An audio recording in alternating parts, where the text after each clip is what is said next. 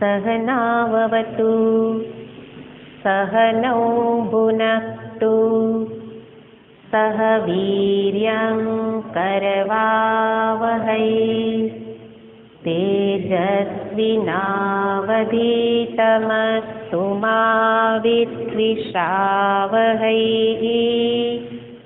ॐ शान्ति शान्ति शान्तिः। शङ्करं शङ्कराचार्यं केशवं बादरायणं सूत्रभाष्यकृतौ वन्दे भगवन्तौ पुनः पुनः। ईश्वरो गुरुरात्मेति मूर्तिभेदविभागिने व्योमवद्व्याप्तदेहाय दक्षिणामूर्तये नमः। ॐ पार्थाय प्रतिबोधितां भगवता नारायणेन स्वयं व्यासेन ग्रथितां पुराणमुनिना मध्ये महाभारतम् अद्वैतामृतवर्षिणीं भगवतीम् अष्टादशाध्यायिनीम् अम्ब त्वामनुसन्दधामि भगवद्गीते भवद्वेषिणीम् यं ब्रह्मा वरुणेन्द्ररुद्रमरुतः स्तुन्वन्ति दिव्यैस्तवैः वेदैः साङ्गपदक्रमोपनिषदैः गायन्ति यं सामगाः। तद्गतेन मनसा पश्यन्ति यं योगिनो यस्यान्तन्न विदुःसुरासुरगणा देवाय तस्मै नमः। यस्यान्तन्न विदुःसुरासुरगणा देवाय तस्मै नमः।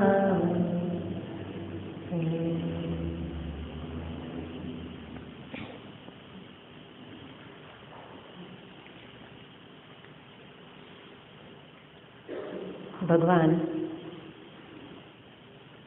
श्री कृष्णचंद्र પોતાના વિરાટ એવા વિશ્વરૂપને દર્શાવી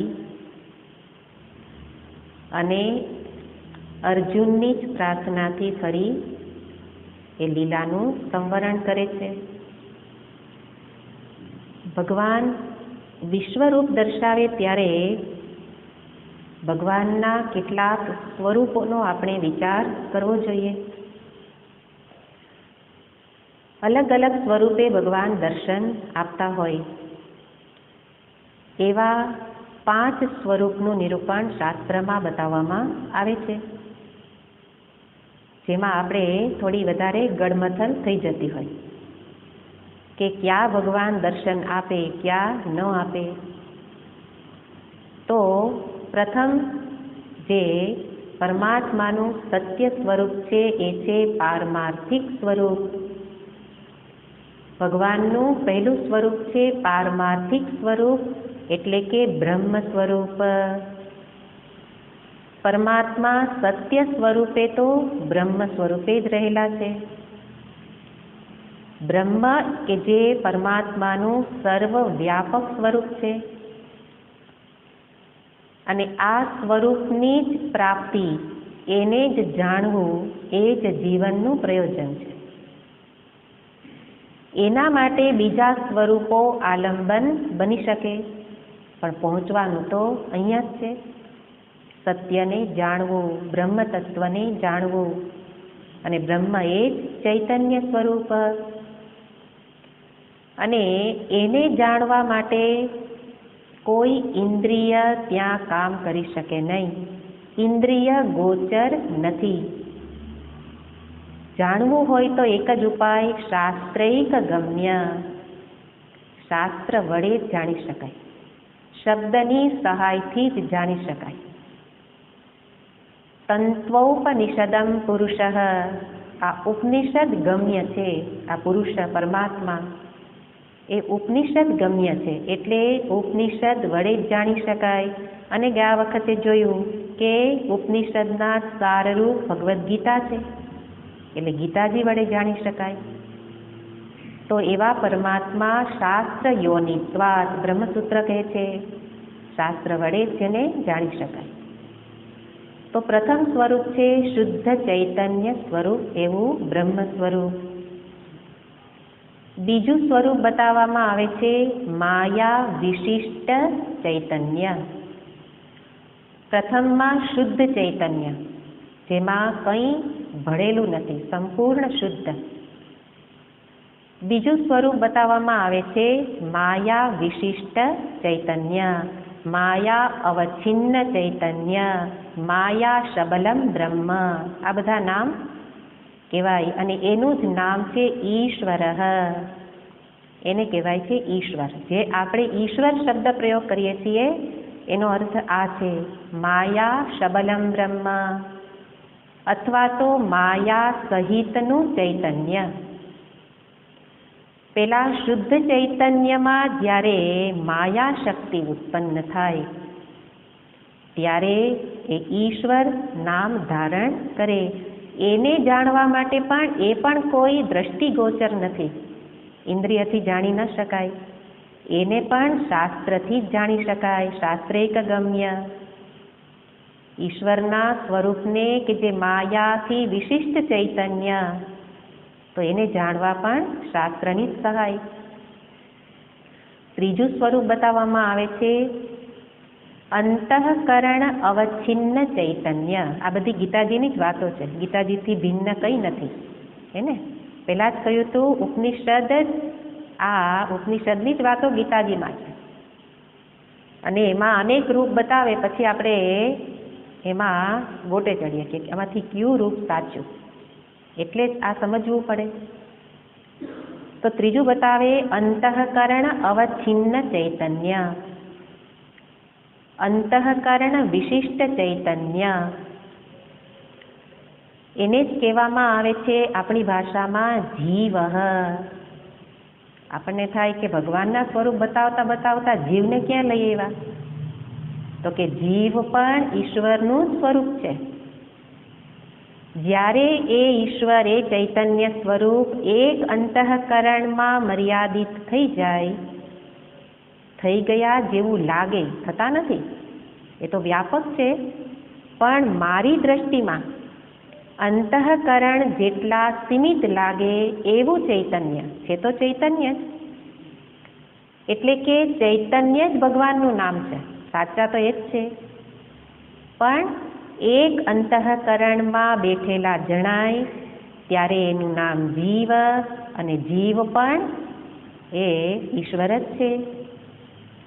એને જાણવા માટે શાસ્ત્રની જરૂર નથી. સાક્ષાત અપરોક્ષ મને મારો અનુભવ છે, હું જીવ છું, એટલા માટે એ પ્રત્યક્ષ જાણી શકાય એવું છે, અનુભવથી જાણી શકાય. એટલા માટે આ જીવ એ પણ ઈશ્વરનું જ ત્રીજું સ્વરૂપ. ચતુર્થ સ્વરૂપ છે વિરાટ, વિશ્વરૂપે વ્યાપ્ત એવું ચૈતન્ય. બધામાં ચૈતન્ય જ રહેલું છે, એટલે કે ઈશ્વરનું સાચું નામ ચૈતન્ય. પણ એ ચૈતન્ય કોની સાથે જોડાયેલું એટલે નામ બદલી જાય. માયા સાથે જોડાય, ઈશ્વર અંતઃકરણ સાથે જોડાય, જીવ અને જગત સાથે જોડાય તો જગત, આ વિરાટ એવા નામ રૂપ સાથે જોડાય ત્યારે જગત, વિરાટ નામ પડી જાય. અને એ વિરાટ, એ જ વિશ્વરૂપનું દર્શન હમણાં અર્જુને કર્યું કે જે જગત રૂપે, એટલા માટે તો ભગવાનના મુખમાં તો સમગ્ર બ્રહ્માંડનું દર્શન કરાયું. એટલે કે બ્રહ્માંડ રૂપે પણ ઈશ્વર જ છે, એ પણ ઈશ્વરનું સ્વરૂપ છે અને એ પણ ઇન્દ્રિય ગોચર છે. જગતને જાણવા કાંઈ શાસ્ત્રની સહાયની જરૂર નથી, એ તો ઇન્દ્રિય પ્રત્યક્ષ છે, નામ રૂપ. અને પંચમ સ્વરૂપ, આપણું જાણીતું, આપણું મનગમતું અવતારી સ્વરૂપ, ભગવાનનું અવતારી સ્વરૂપ, રામ રૂપે, કૃષ્ણ રૂપે, તો એ પણ ભગવાનનું સ્વરૂપ છે, એ પણ ઇન્દ્રિય ગોચર છે, જાણી શકાય, દર્શન થઈ શકે. એટલા માટે અહીંયા જે વસ્તુ બતાવે છે એમાંથી ભગવાનના બે સ્વરૂપને બતાવે છે. એટલે અર્જુન અત્યારે જે જુએ છે એ કયું છે? વિશ્વરૂપે, એટલે કે જગત રૂપે, સર્વ નામ રૂપ રૂપે અત્યારે અર્જુન દર્શન કરે છે. 11મા અધ્યાયમાં, 11મા અધ્યાયમાં સંપૂર્ણ સ્પષ્ટતા હશે તો જ 12મો અધ્યાય સમજાશે. એટલા માટે 11મા અધ્યાયને વાગોળવો પડે. આમ જુઓ તો 1 થી 11 અધ્યાયની સ્પષ્ટતા હોવી જોઈએ. તો 11મા અધ્યાયમાં અર્જુને વિશ્વરૂપ જોયું અને સમજાયું કે આપનો મહિમા તો અપાર છે. એક નાના એવા સ્વરૂપે, કનૈયા રૂપે જેને હું જોતો હતો, મિત્ર રૂપે જોતો હતો અને એવા નામથી બોલાવતો હતો, હે કૃષ્ણ, હે યાદવ, હે સખા. એ કાંઈ સખા નથી, એ કાંઈ યાદવ વંશી નથી, એ કૃષ્ણ નથી, પણ અજાનતા મહિમાનમ તવ ઇદમ મહિમાનમ અજાનતા. ક્ષમા યાચના 41મા શ્લોક પછી કરે છે. એટલે અર્જુન કરે તો અર્જુન માટે સહાય કરે, મારે પણ કરવી પડે કે આપના મહિમાને અનાદિકાળથી ભજન કરું છું, ભગવાનનું નામ લઉં છું, પણ આપનો મહિમા નથી જાણતી. તો ક્ષમા યાચના કેવી રીતે કરાય? અર્જુન બતાવે છે કે આપના મહિમાને ન જાણવાથી મેં આપનો અનાદર કર્યો છે, અનાદર કર્યો, અવહેલના કરી. ઘણીવાર મજાકમાં આપને કાળો કૃષ્ણ પણ કહ્યો હશે. એને રમતમાં જે સ્થાનમાં આપે બેસવું જોઈએ એ સ્થાનમાં હું બેસી ગયો હોય, ખાતા પીતા ઉઠતા બેસતા અર્જુનને કૃષ્ણ તો સાથે જ હતા. એટલા માટે આપનો અનાદર કર્યો છે, એટલે ક્ષમા માગું છું. જે નામ સખા રૂપે ન જોવું જોઈએ, મિત્ર રૂપે આપને જોયા અને મિત્ર રૂપે જોઈને મેં, મિત્રનો અર્થ શું? મારી સમાન સત્તા જે ધરાવે, મારી જેવો જ જે હોય એને જ મિત્ર કહેવાય. તો મેં આપને આટલા મહાન હતા અને મેં આપને મારા જેવા જ સમજી લીધા.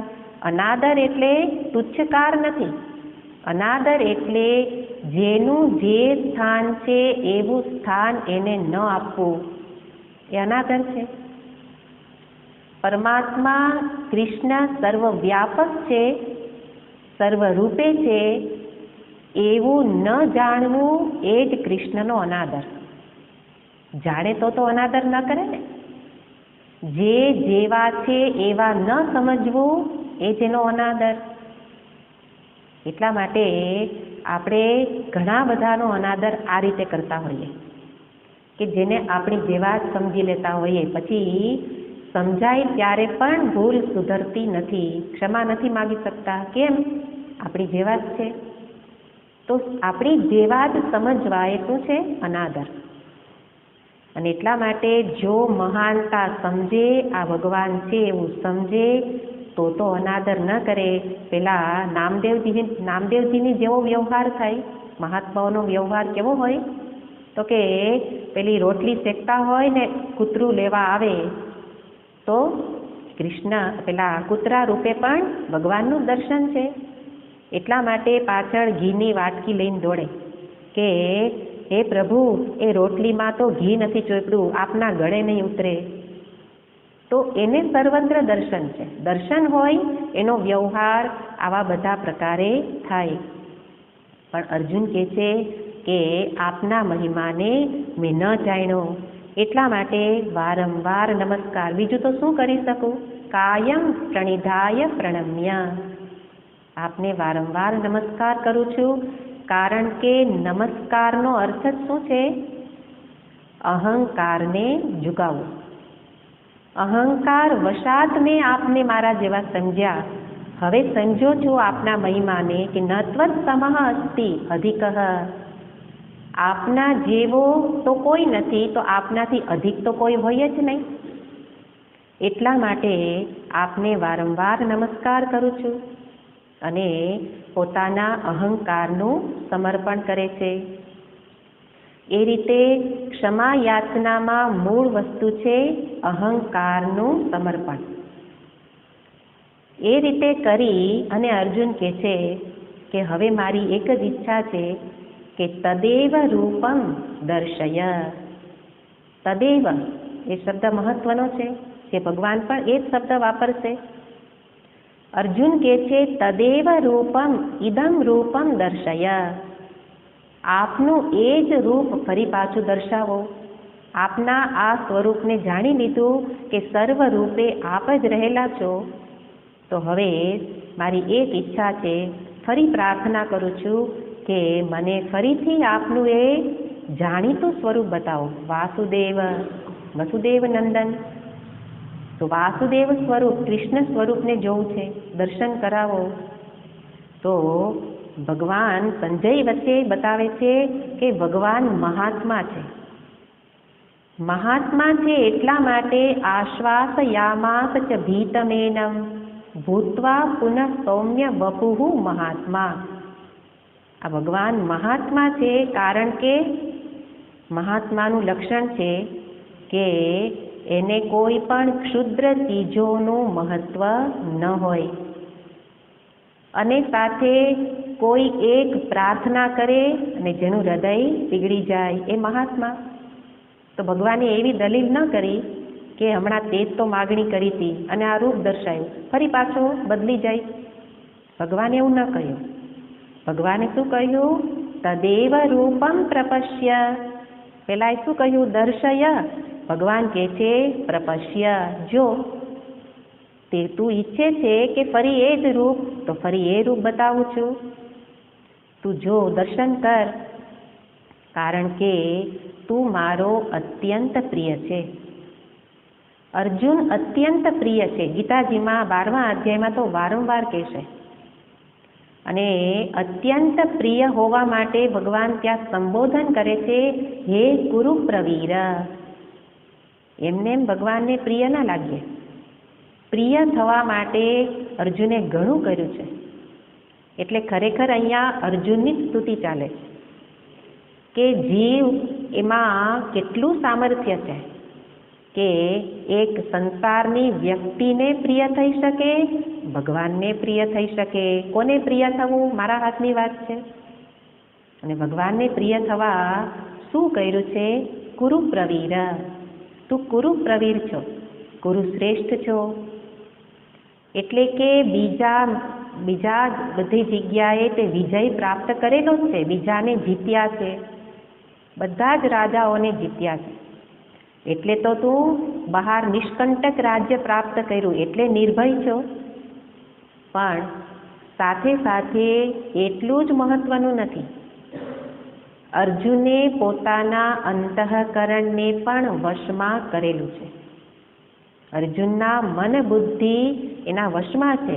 અને એટલા માટે અર્જુન ભગવાનને ગમે છે. એટલે અંતરવ્યક્તિત્વ પણ વશમાં છે. એના ઉપર પણ વિજય અને બહાર પણ વિજય, સર્વત્ર વિજય.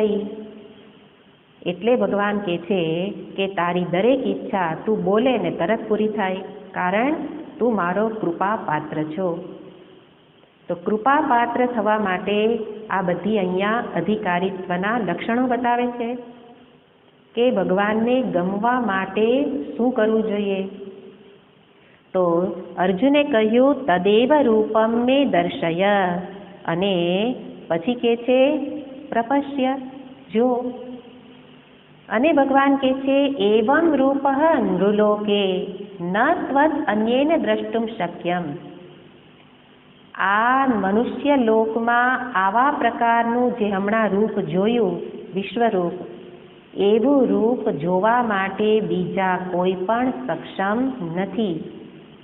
કારણ હમણાં જ કહ્યું કુરુ પ્રવીર છો, આંતર બાહ્ય વ્યક્તિત્વ તારું વશમાં છે અને સાથે મને સમર્પિત છે. એટલા માટે ભગવાન અર્જુનની માગણી તરત જ સ્વીકારે છે. અને એ રીતે કહી અને અર્જુન જ્યારે માનુષમ રૂપમ દ્રષ્ટવા, ભગવાનના આ મનુષ્ય રૂપને જોઈ અને અત્યંત પ્રસન્ન થયા. અત્યંત પ્રસન્ન થઈ અને ભગવાનની સ્તુતિ કરી. ત્યારે ભગવાન ફરી પાછા પોતાના જ એ રૂપના, વિશ્વરૂપના જ વખાણ કરે, સ્તુતિ કરે. ભગવાન પોતે કરે છે. અર્જુન, તે હમણાં જે રૂપ જોયું એ રૂપ કોઈ સામાન્ય નથી અને બધા જ એ જોઈ શકે નહીં. તારા સિવાય કોઈ નથી જોયું. કેમ? સુદૂરદર્શમ ઇદમ રૂપમ. એ રૂપ કેવું છે? સુદૂરદર્શા, દેવતાઓને દુર્લભ છે. દેવતાઓએ અનેકવાર માગણી કરી પણ મેં બતાવ્યું નથી.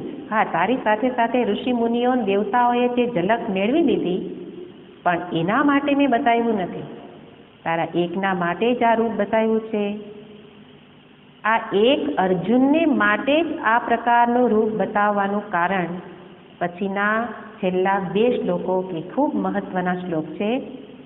આપણે એટલા માટે જ આ વસ્તુ પૂર્વ ભૂમિકા બાંધીએ છીએ કારણ કે ભક્તિ યોગમાં પ્રવેશ માટે છેલ્લા 2 શ્લોકો મહત્વના છે.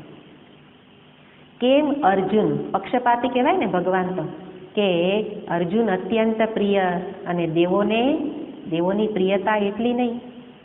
તો એક દ્રષ્ટિએ લાગે કે ભગવાન પક્ષપાતી છે, પણ ભગવાન પોતે સ્પષ્ટતા કરે છે કે તને આ રૂપ કેમ બતાવ્યું. તો કે છે ભક્ત્યા ત્વનન્યયા. આ શબ્દ મહત્વનો છે. ભક્ત્યા ત્વનન્યયા, તું અનન્યયા ભક્ત્યા. અનન્યયા ભક્ત્યા શક્ય. આ બધું શક્ય કેમ બન્યું? તો કે તારી અનન્ય ભક્તિને કારણે એવં વિધઃ, આ પ્રકારે દર્શન કરી શકો. એટલે કે ભગવત દર્શન માટેનું જે અધિકારીત્વ એક શબ્દમાં કહે છે, અને ગીતાજીનો આ મુખ્ય શબ્દ છે અનન્ય ભક્તિ. અનન્ય ભક્તિ વડે જ મારી પ્રાપ્તિ થઈ શકે. અનન્ય ભક્તિ વડે જ જ્ઞાતુમ શક્યમ. શાસ્ત્ર વડે જાણવા માટે સમર્થ પણ કોણ બનશે? જેનામાં અનન્ય ભક્તિ છે. જ્ઞાતુમ દ્રષ્ટુમ ચ તત્વેન. તત્વ દ્રષ્ટિથી જાણવું એના માટે પણ અનન્ય ભક્તિ જરૂરી છે. અને અનન્ય ભક્તિ એનો અર્થ શું? આમ તો આપણે ભક્તિ વિશે આખું નારદ ભક્તિ સૂત્ર જોયું અને ત્યાં ભક્તિનો અર્થ કર્યો તો પ્રેમ, ભગવત પ્રેમ. અને ત્યાં એક અર્થ કરેલો હતો અનન્ય પ્રેમ. કોઈ બીજા માટે નહીં, એકને જ માટે પ્રેમ, એવો એક અર્થ થઈ શકે અનન્ય પ્રેમ, અનન્ય ભક્તિ. પણ અહીંયા અર્થ કરે છે એ બહુ વ્યાપક અર્થમાં છે. અનન્ય એટલે ન અન્ય અસ્તિ, જેમાં બીજા જેવું કંઈ રહેલું ન હોય એને કહેવાય અનન્ય. હમણાં જ સર્વરૂપે પરમાત્માને જોયા અર્જુને, એટલે અર્જુન સમજે છે કે આપના સિવાય જગતમાં બીજા જેવું કંઈ છે જ નહીં. જે જણાય છે એ રૂપે કોણ છો? આપ જ છો સર્વરૂપે. એટલે સર્વ ભલે દેખાતા હોય, અનેક ભલે દેખાતા હોય, પણ એ તો છે કોણ? પરમાત્મા જ છે. એટલે પહેલા અર્થમાં જોયું કે પરમાત્મા એટલે કોઈક મારા ભગવાન, એમાં અનન્ય પ્રેમ એટલે જગતમાં બીજે ક્યાંય પ્રેમ નહીં, એવો અર્થ થાય. પણ એ તો પ્રારંભમાં એવું હોવું જોઈએ, બીજેથી પ્રેમને છોડાવવા માટે.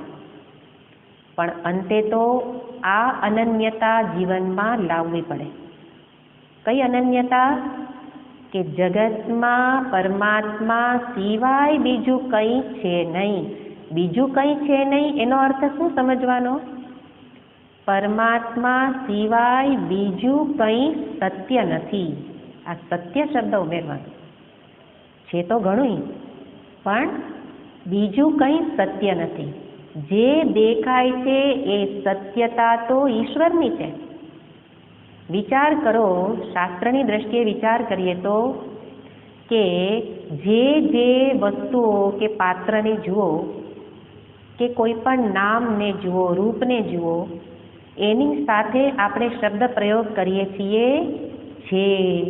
જેમ કે અહીંયા આ ઘડો, તો આપણે શું કહીએ? ઘડો છે. માટી છે. એ રીતે જે વસ્તુઓ બોલીએ એની સાથે શું બોલીએ છીએ? છે. તો એ દરેક વસ્તુઓ, જગતની દરેક વસ્તુમાં આપણે કદાચ નથી એવું બોલીએ, પણ ઇંગ્લિશમાં એને શું કહેવાય? ઇઝ નોટ, હે ને? એમાં ઇઝ તો આવી ગયો ને. આપણે નથી બોલીએ એ નથીમાં છે આવી જ જાય. એટલા માટે બધું જ વસ્તુઓ એમાં છે રહેલું છે. છે એટલે જ સત, અને છે વિના વસ્તુ રહી ન શકે. એટલે કે વસ્તુઓના નામ અને રૂપ બદલે છે, પણ એમાં જે છે એનું અસ્તિત્વ એ બદલતું નથી. ઘડો છે, માટી છે, આ મેજ છે, ખુરશી છે, હોલ છે, બધાયમાં શું આવ્યું? છે. નામ બદલા, રૂપ બદલા, પણ છે. એટલા માટે સર્વમાં એક જ સત્તા વ્યાપ્ત છે, અને એ જ સત્તા એ પરમાત્માની સત્તા છે. એના વિના જગતની વસ્તુઓ રહી શકે નહીં. અને એ રીતે સર્વત્ર વ્યાપ્ત પરમાત્મા એક છે ઉપર જ દ્રષ્ટિ, એને કહેવાય અનન્યતા. અનન્ય ભક્તિનો અર્થ એક જ મૂર્તિમાં ભગવાનને જોવું એવું નહીં.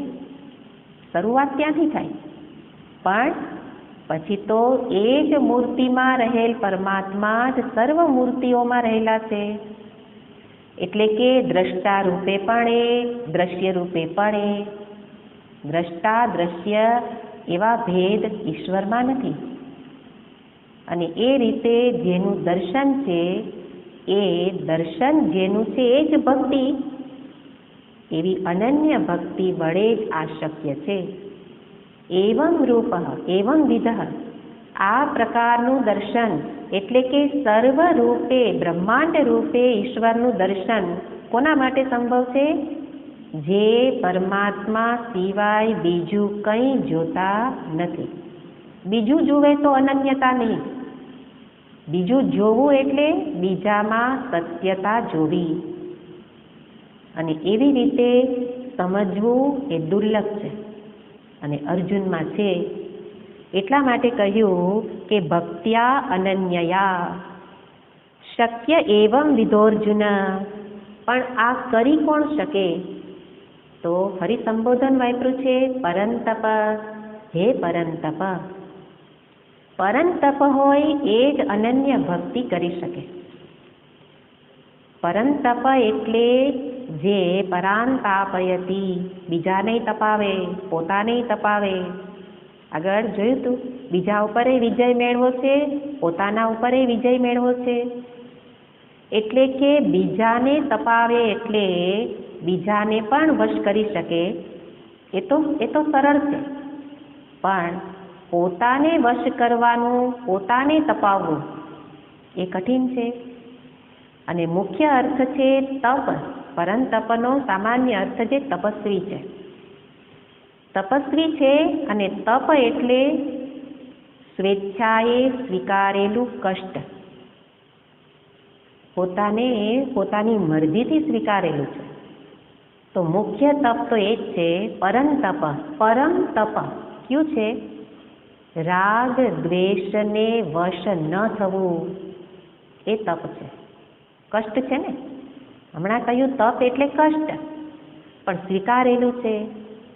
પોતે સંકલ્પ કર્યો છે કે મારો વ્યવહાર રાગ દ્વેષને વશ થઈને નહીં થાય. રાગ દ્વેષને વશ ન થવું એ પરમ તપ, ઉત્કૃષ્ટ તપ છે. અને અર્જુન હંમેશા ભગવાનની આજ્ઞાથી જીવ્યા છે, મનની આજ્ઞાથી નહીં. સવારે હું કહેતી હતી કે આપણું જીવન મનની આજ્ઞાથી ચાલે છે, બીજાની આજ્ઞાથી નહીં. મને ગમે તો કરું, ઉઠવાનું વહેલું, મને ગમે તો ઉઠું, મને આજે નથી ગમતું તો સૂતા રહેજે, મને ગમે એમ કરું. એને બદલે અર્જુન ભગવાનને પ્રિય છે કારણ કે ભગવાનની આજ્ઞાથી ચાલ્યા. ભગવાનની આજ્ઞા એટલે વેદની આજ્ઞા, શાસ્ત્રની આજ્ઞા. જે શાસ્ત્રની આજ્ઞામાં જીવન જીવે એ ભગવાનને પ્રિય છે અને એમાં તપ કરવું પડે. તપ એટલે મનનું ધાર્યું નહીં ચાલે, અને મનનું ધાર્યું ન ચાલે એ જ મનને વશ થવું, મનનું વશીકરણ. મનને વશ કરવા બીજું શું કરવાનું? મન કહે તેમ ન કરવું, શાસ્ત્ર કહે તેમ ઈશ્વરની ઈચ્છા મુજબ જીવન જીવવું, કરવા જેવું કરું. એ કરું એટલે મન વશમાંથી જશે.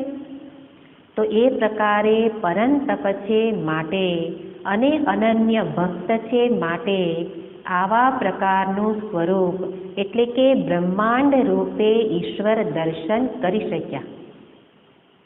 એટલે કે જે વાસ્તવમાં સત્ય છે એ સત્યનું દર્શન કોણ કરી શકે? અનન્ય ભક્તિ. અનન્ય ભક્તિ એટલે એક સિવાય બીજાનું દર્શન નહીં, એકનું જ દર્શન. તો એવી ભક્તિ પ્રાપ્ત તો કરવી છે, ભગવાનને પ્રિય પણ થવું છે. કેવી રીતે થવાય? ભગવાન કે એમાં કઈ મોટી વાત છે? જે અર્જુને કર્યું તે તું કર. અંતિમ શ્લોક કે જે ભગવાન શંકરાચાર્યજી મહારાજ ભાષ્યકાર, એમણે એમના ઉપર ભાષ્ય લખતી વખતે એક સરસ વાક્ય લખી દીધું કે આ શ્લોકનું શું મહત્વ છે, કે જે નિશ્રેયસ પ્રાપ્તિના સાધન રૂપ આ શ્લોક છે. સાધનોનું નિરૂપણ છે. નિશ્રેયસ એટલે મોક્ષ. મોક્ષ પ્રાપ્તિના સાધન માટે આ એક શ્લોક સારરૂપ છે. અને ત્યાં કહે છે ભગવદ્ ગીતાના સારરૂપ આ શ્લોક છે. મત કર્મ કૃત મત પરમઃ. આવા પ્રકારના સાધનો જેના જીવનમાં છે એ ભગવાનને પ્રિય છે, આપણી ભાષામાં કહીએ તો. અને એમ પણ ગીતાજીની મધ્યમાં છે, અંતિમ શ્લોક છે. પછીના 12મા અધ્યાયથી ભગવાન ભક્તિનું નિરૂપણ કરશે, પણ એ ભક્તિ અને એ ભક્તના લક્ષણ એનો આ સારરૂપ શ્લોક કે અનન્ય ભક્તિના સાધન ક્યાં.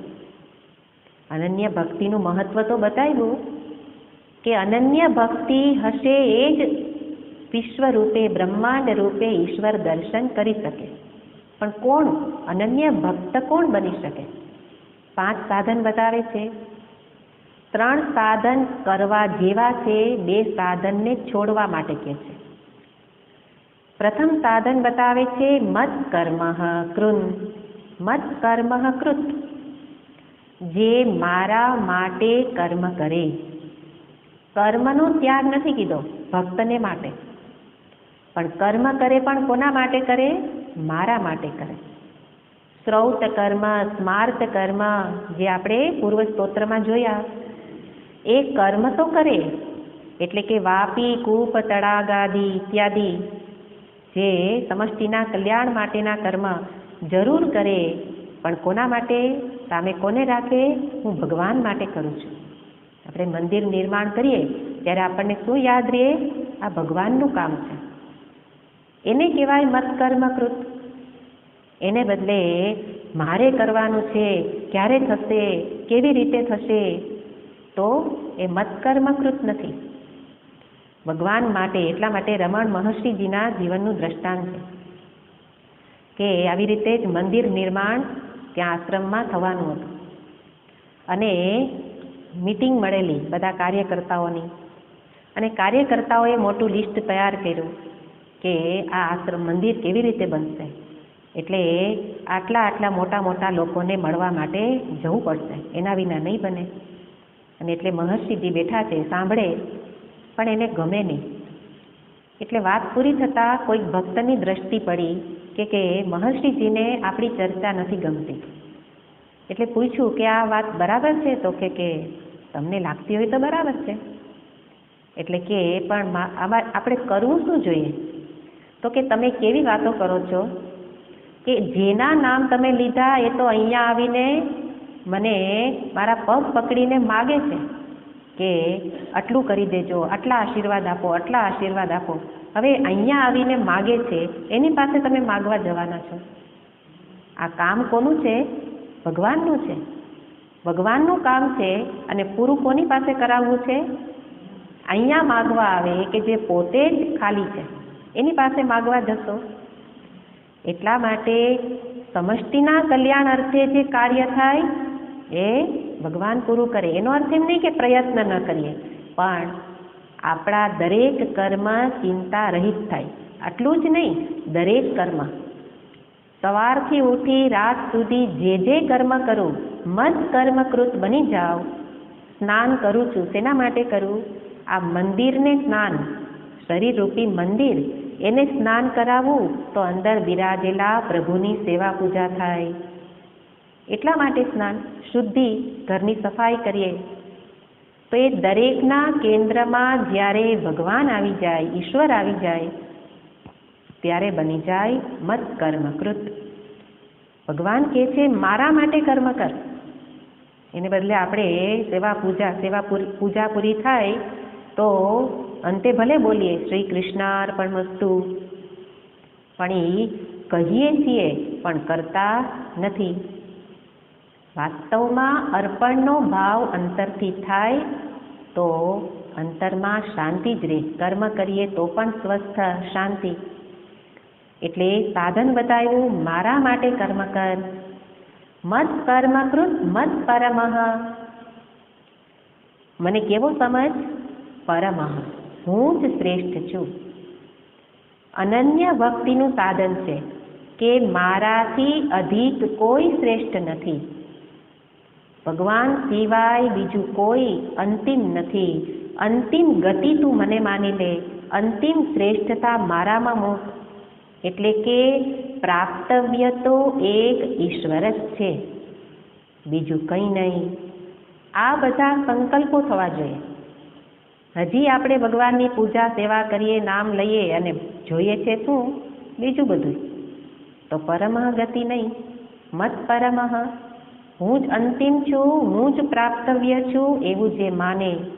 આ માનવું એ પણ સાધન છે, આ જાણવું. મત પરમઃ મદ ભક્ત, મારો ભક્ત બન. ભક્ત એટલે હમણાં અર્થ જોયો, પ્રેમ. મારામાં જ પ્રેમ રાખ. મામેવ સર્વ પ્રકારે હિ, મારા માટે જ સર્વ પ્રકારે. ત્યાં ભાષ્યકાર કહે છે ઉત્સાહપૂર્વક મારામાં લાગી જા. તું જે કર બધા જ પ્રકારે મારામાં પ્રેમ માટે જ કર. ઉત્સાહપૂર્વક ક્યારે થશે? જ્યારે પ્રેમ હશે. તો ત્રીજું સાધન એકમાં જ પ્રેમ, એને જોડી દે. મને જ પ્રેમ કર. અને એ પ્રેમ ક્યારે થશે? ત્યારે નિષેધાત્મક સાધન બતાવે છે, સંગ વર્જિત. બીજેથી સંગ છૂટી જશે ત્યારે જ મારામાં પ્રેમ થશે. મારામાં પ્રેમ માટે બીજેથી સંગને છોડાવ. એટલે કે રહે બધાની વચ્ચે પણ ક્યાંય પણ મનનો સંગ ન થવો જોઈએ. અસંગ થઈને રહે, કઠોર થઈને નહીં. નહીં તો કહેશે કે આ બધાયની વચ્ચે એના કરતાં ક્યારે છૂટું રે, બધાયની વચ્ચે પણ પ્રેમ મને કર. તો સીધો અર્થ શું થાય? બીજાને પ્રેમ ન કર. બીજાને પ્રેમ ન થાય તો કઠોર થઈને જ વર્તન થાય ને, હે ને? એટલા માટે ત્યાં સમજવું પડે કે બધા માટે આગળ જ કહ્યું સર્વરૂપે ઈશ્વર છે. સર્વરૂપે ઈશ્વર છે માટે સર્વની સાથે વ્યવહાર કર, પણ એમાં રહેલા ઈશ્વરને પ્રેમ કર, હે ને?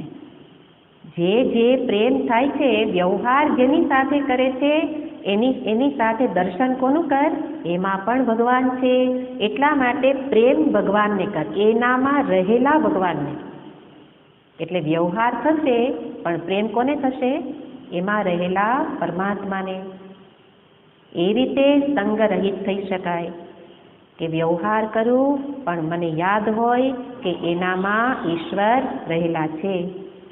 સંગ વર્જિત, અને મહત્વનો શબ્દ છે નિર્વૈરઃ ભૂત્વા.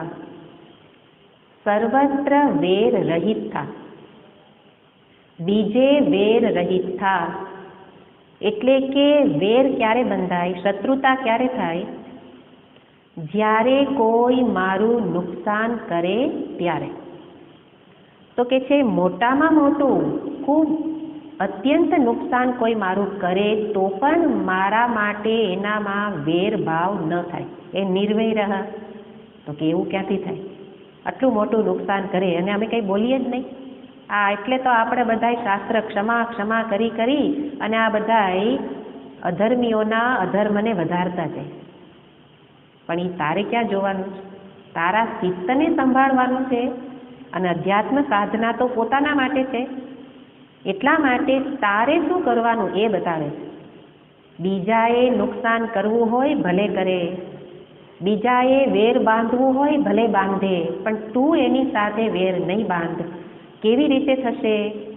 તો કે જ્યારે સર્વરૂપે ઈશ્વરનું દર્શન હોય તો કોની સાથે વેર કરું? વેર કરીશી કોની સાથે હશે? ભગવાન સાથે. અને મને તો એના માટે પ્રેમ છે, એટલા માટે વેર છોડવું નહીં પડે, વેર બંધાશે જ નહીં. સર્વત્ર પ્રેમનું સામ્રાજ્ય હોય ત્યાં વેર કોની સાથે થાય? એટલા માટે 3 સાધનો કરીશ તો બીજા 2 સાધનો સહજ રીતે જ નહીં થાય, એ પણ થઈ જ જશે. નિર્વેર બની જઈશ, સંગરહિત બની જઈશ, અને ત્યારે અનન્ય ભક્તિ પ્રાપ્ત કરી શકે. તો એવા પ્રકારે યહ સ મામેતિ પાંડવ, હે પાંડવ, આવા પ્રકારનો વ્યક્તિ જ મને પામે છે. અનન્ય ભક્તિવાળો મને પામે છે. અને અનન્ય ભક્તિની પ્રાપ્તિના આ સાધનો છે, એ સાધન તું જીવનમાં અપનાવ તો તું પણ મને પ્રિય થઈશ. પ્રિય તો સર્વ કોઈ જીવ છે, પણ એને પ્રિય થવા માટે અંતરની આટલી તૈયારી હોવી જોઈએ. તો આંતર તૈયારી માટેનો આ મહત્વનો શ્લોક દર્શાવ્યો. અને ત્યારે અનન્ય ભક્તિથી પરમાત્માની પ્રાપ્તિ, એવું જ્યારે કહ્યું અને અર્જુનને પ્રશ્ન થયો કે હજી દ્વિધા છે, જેમ આગળ ત્રીજા અધ્યાયમાં કહ્યું હતું, મને એક નિશ્ચય કરીને કહી દો કે કર્મયોગ કરું કે સાંખ્યયોગ કે જ્ઞાન. નિશ્ચય કરીને, કારણ કે એમાં દ્વિધા છે, કંઈ સમજાતું નથી. થોડી વાર કર્મની પ્રશંસા કરો, થોડી વાર જ્ઞાનની કરો, મારે કરવું શું? એટલે હવે તો હું કર્મ છોડી દઉં, યુદ્ધ નહીં કરું. ભગવાન કે નહીં, ભગવાન ક્યાંય નિશ્ચય બતાવતા જ નથી. ફરી કહેશે કે કર્મયોગ પણ, આગળ કહ્યું કર્મયોગ પણ શ્રેષ્ઠ છે તો જ્ઞાનયોગ પણ અતિ શ્રેષ્ઠ છે. એટલે તારે નિશ્ચય કરવાનો. એટલે સમજદારીમાં સ્પષ્ટતા લાવવા માટે ભગવાન ફરીને એને જુદી જુદી દ્રષ્ટિથી બતાવે. એવી રીતે અહીંયા જ્યારે કહ્યું કે ભક્તિ વડે તું મને પામીશ, તો અર્જુનને ફરી પ્રશ્ન થયો કે કોને પામીશ, કોને પ્રાપ્ત કરીશ? આગળ આ જે 5 સ્વરૂપો બતાવ્યા એમાંથી કોને પામીશ અને કઈ રીતે પામવું એ શ્રેષ્ઠ છે. કઈ ઉપાસના કરું, કઈ સાધના કરું એ શ્રેષ્ઠ છે. તો બે પ્રકારની ઉપાસના જે આપણે જાણીએ છીએ, સગુણ ઉપાસના, નિર્ગુણ ઉપાસના. આપણા મનમાં પ્રશ્ન હોય જ છે કે સગુણ ધ્યાન શ્રેષ્ઠ કે નિર્ગુણનું ધ્યાન. કારણ કે અહીંયા તો સગુણની વાત ચાલતી હતી, મારા માટે કર્મ કર, મને પ્રેમ કર, તો એ બધું તો સગુણમાં શક્ય છે. એટલે પ્રશ્ન થયો કે સગુણનું ધ્યાન, ઉપાસના, સાધના કરું કે નિર્ગુણની, કઈ શ્રેષ્ઠ છે? અને એ પ્રશ્નના પ્રારંભથી 12 અધ્યાયનો પ્રારંભ થાય છે. પ્રથમ શ્લોક. અથ 12ોऽધ્યાયઃ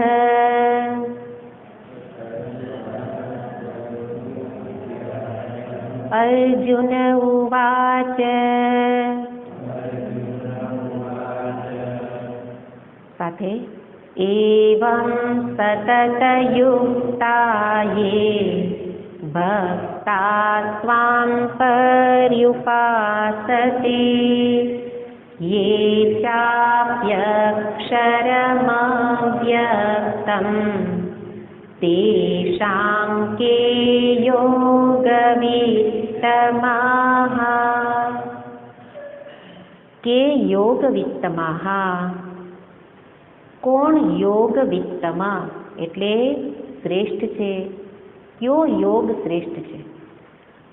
કે દ્વિવચન છે આ બેમાંથી. તેષામ કે, તેષામ બહુવચન શબ્દ પ્રયોગ છે, એટલે કે આ બે ઉપાસના કરનારા તો અનેક ઉપાસકો છે. કોઈ નિર્ગુણની સાધના કરે, કોઈ સગુણની કરે છે, એવા અનેક લોકો છે, અનેક ઉપાસકો છે. એ અનેક ઉપાસકો માટે તેષામ, તેઓ બધા જે બે પ્રકારની ઉપાસના કરે છે એ બંનેમાં યોગવિત કોણ? એટલા માટે શ્રેષ્ઠ કઈ, સાધના કઈ શ્રેષ્ઠ? અને બંને સાધનાને બતાવતા શબ્દ પ્રયોગ છે એવમ. આ એવમ શબ્દ એ આગળના અધ્યાયની લિંક જોડે છે. એટલે જ આગળ કહ્યું હતું કે ગીતાજીનો કોઈ અધ્યાય સ્વતંત્ર નથી, એકબીજા સાથે જોડાયેલા. એટલે કોઈ જગ્યાએથી એક શ્લોક ઉઠાવે અને પ્રશ્ન કરે કે આ શ્લોક સમજાવો, એને શું કહેવું પડે? 18 અધ્યાય સમજો તો શ્લોક સમજાઈ જશે. નહીતર એવમ, તો એવમ એટલે શું? આ પ્રકારે. આ પ્રકારેનો અર્થ આગળ કહ્યા એ અનન્ય ભક્તિના સાધનોનું સતત યુક્તા, સતત અનુસંધાન કરે. એટલા માટે આગળના શબ્દો આપણે એટલે જોયા કે એવમનો અર્થ સમજવા મત કર્મ કૃત મત પરમઃ, એ શ્લોકને સમજવો પડે. એવમ એને બતાવે છે તો કે છે એવમ સતત યુક્તા, જે લોકો એ સાધનોમાં સતત યુક્ત છે, સતત જોડાયેલા છે. કયા સાધનો? ભગવાન માટે કર્મ કરવા, ભગવાનને પ્રેમ કરવો, સંગ રહિત થવું, નિર્વૈર થવું. એ સાધન કરવા માટે સતત આંતરનિરીક્ષણ એ સાથે આવી જ જશે. તો એ બધામાં પ્રવૃત્ત જે ભક્ત, યે ભક્તાઃ, સતત યુક્તાઃ યે ભક્તાઃ ત્વાં પર્યુપાસતે, આપની પરિતઃ ઉપાસતે, સારી રીતે ઉપાસના કરે છે. એ એક પ્રકારની ઉપાસના બતાવી. યે ચ અપી, અપી એટલે યે ચ અને વળી બીજી પણ કઈ ઉપાસના? અક્ષરમ અવ્યક્તમ પર્યુપાસતે. અક્ષર અવ્યક્ત એવા તત્વની જે ઉપાસના કરે છે એ બંનેમાંથી કે યોગવિત્તમાઃ, કઈ શ્રેષ્ઠ છે? તો અહીંયા જે એક બતાવી છે એમાં આગળ જે શબ્દ પ્રયોગ કર્યો ભક્તાઃ, અનન્ય શરણાઃ, જે આગળ કહ્યું હતું અનન્ય ભક્તિ જેના જીવનમાં છે. તો ભક્તનો અર્થ શું લેવાનો? અનન્ય ભક્તિ વાળા ભક્ત. એ અનન્ય ભક્ત જે ઉપાસના કરે છે એ યોગ્ય છે કે અક્ષર બ્રહ્મ તત્વની ઉપાસના યોગ્ય છે? તો અહીંયા જે પ્રથમ છે, બે પ્રકારના ધ્યાન બતાવ્યા છે.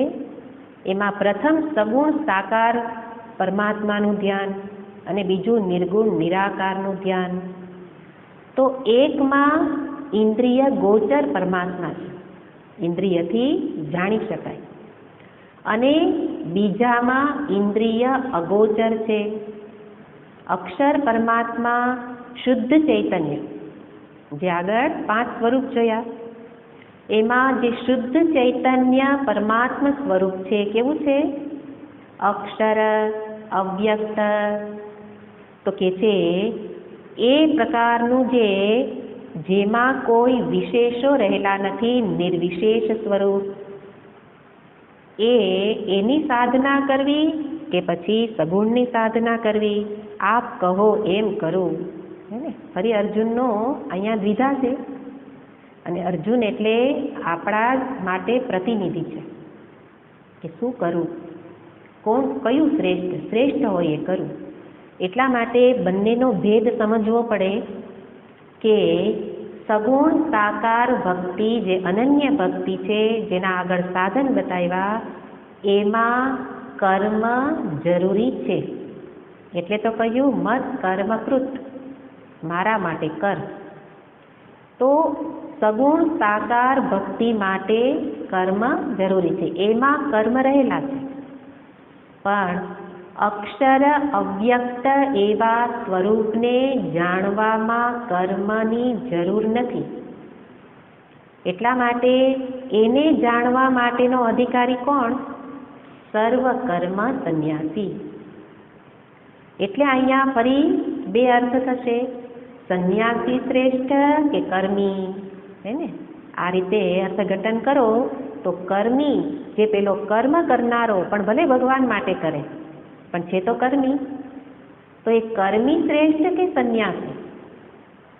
અને એ અક્ષર તત્વ, એ અક્ષર અવ્યક્ત, એ બે શબ્દ પ્રયોગને સમજવા પડે કે નામ જ એ રીતે છે કે જે વ્યક્ત નથી એ અવ્યક્ત, જેમાં ક્ષય નથી એ અક્ષર, ન ક્ષરતી. એટલા માટે એ શબ્દ પ્રયોગ જ બતાવે છે કે કોઈ દેહધારી ન હોય, દેહધારી નથી. દેહ હોય તો ક્ષય એટલે ષડવિકાર હોય, પણ જેને દેહ નથી, નિરાકાર છે, અક્ષર પરમાત્મા. અવ્યક્ત એટલે કે જે વ્યક્ત એટલે કે ઇન્દ્રિયથી જેને જોઈ શકાય, સાંભળી શકાય એવા નથી, અવ્યક્ત છે. છતાં પણ નથી એમ નથી. નહીંતર આપણે શું કહીએ? દેખાતા નથી એટલે નહીં હોય. અત્યારે આપણું તર્ક આ છે ને કે આપણને સાયન્સ સાચું લાગે, વિજ્ઞાન સાચું લાગે, વિજ્ઞાનની શોધો એમાં આપણને શ્રદ્ધા. કેમ? કંઈક દેખાય એવું ઠોસ બતાવે છે. આમાં તમે વાતો કરો એમાં કંઈ દેખાતું તો છે નહીં. પણ એટલે કહ્યું કે દેખાતું નથી છતાંય છે, એટલે તો શાસ્ત્રની સહાય લેવી પડે. દેખાતું નથી એટલે તું જાતે નહીં જાણી શકે, એનો અર્થ એમ છે ઇન્દ્રિય ગોચર નથી માટે એને તું જાતે જાણી શકે નહીં. પણ છતાંય નથી એવું નથી, એટલા માટે શાસ્ત્રની સહાય લેવી પડશે. અને શાસ્ત્ર એને બતાવે, કઈ રીતે બતાવે? આ રૂપે નહીં, આ છે, આ છે, આ છે, એ રૂપે નહીં, આ રૂપે બતાવે તો ઇન્દ્રિય ગોચર થઈ જાય. એટલા માટે અહીંયા અવ્યક્ત કહ્યું, છતાં એનું નિરૂપણ શાસ્ત્ર કરે છે. એની શૈલી કઈ છે?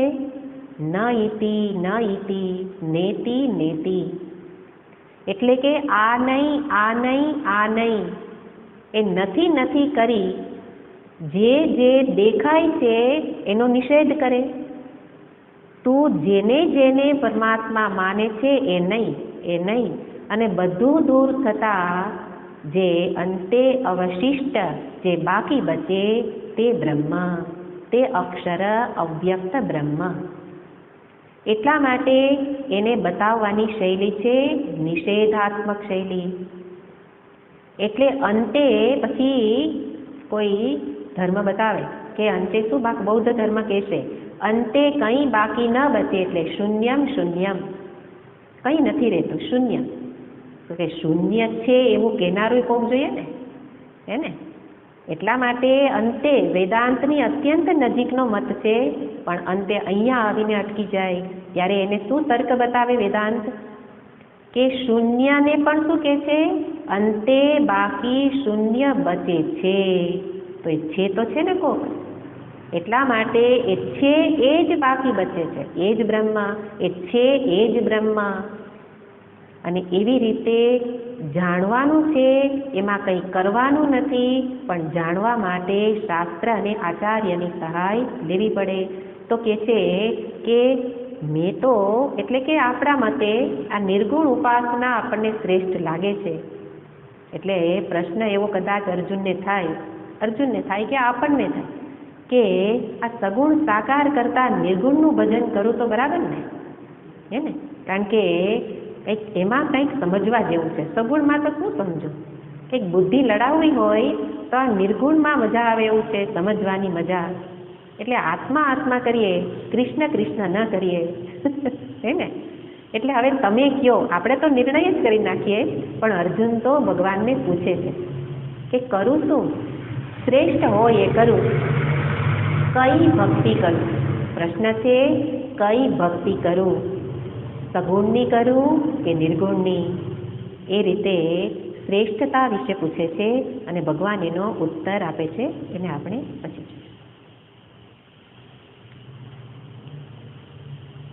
ઓમ પૂર્ણમદ પૂર્ણમિદં પૂર્ણાત પૂર્ણમુદચ્યતે પૂર્ણસ્ય પૂર્ણમાદાય પૂર્ણમેવાવશિષ્યતે.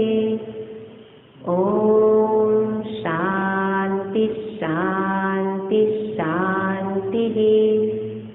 હરિ ઓમ શ્રી ગુરુભ્યો નમઃ. હરિ ઓમ.